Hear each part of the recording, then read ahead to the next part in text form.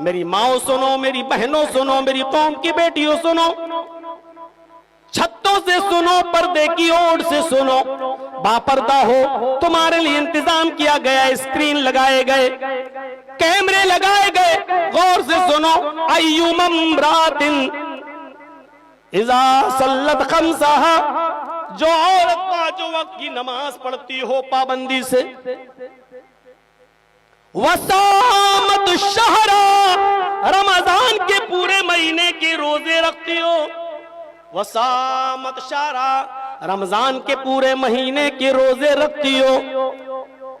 وَأَطَاعَتْ بَعْلَهَا، اور اپنے شوہر کی اطاعت و فرما برداری کرتی ہو، وَأَحْسَنَتْ فَرْجَهَا، اور اپنے سطر کی، اپنی شرمگاہ کی حفاظت کرتی ہو۔ اس پر میں زیادہ کچھ نہیں بولوں گا،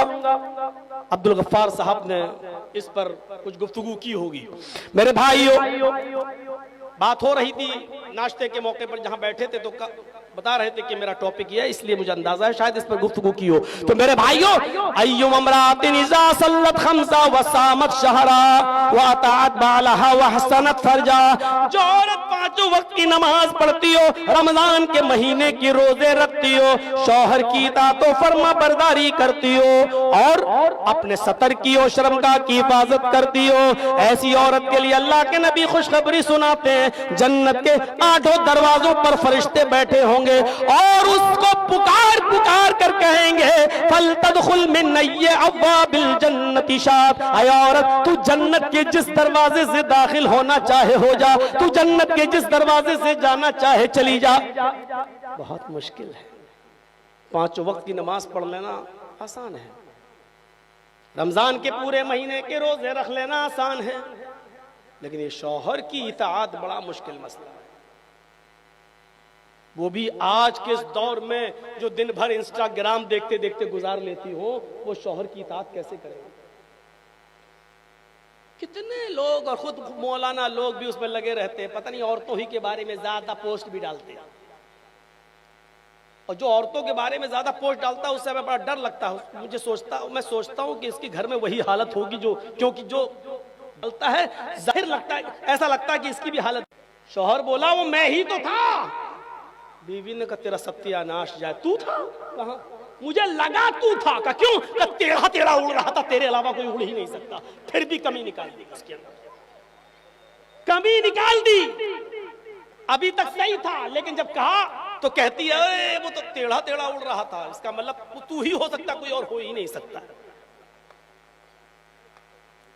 میرے بھائیوں، وہ عورتیں بڑی خوش نصیب ہیں جن کو ان کا شوہر مل جائے اور وہ ان کی اطاعت کر لیں، فرما برداری کر لیں۔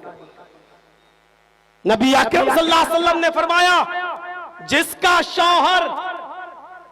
انتقال کر جائے، جس کی بیوی انتقال کر جائے اس حال میں کہ مرتے وقت اس کا شوہر اس سے راضی تھا،